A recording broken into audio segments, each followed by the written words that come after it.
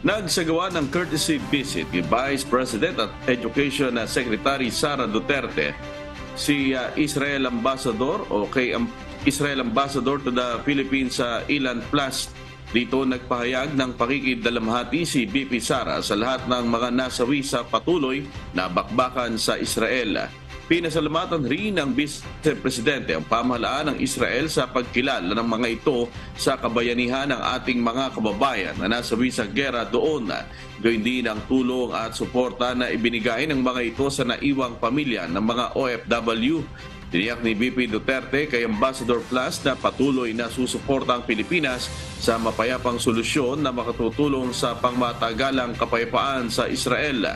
Nag-usap din ang dalawang opisyal tungkol sa patuloy na pagtutulungan at kolaborasyon sa pagitan ng Israel at Pilipinas sa larangan ng edukasyon.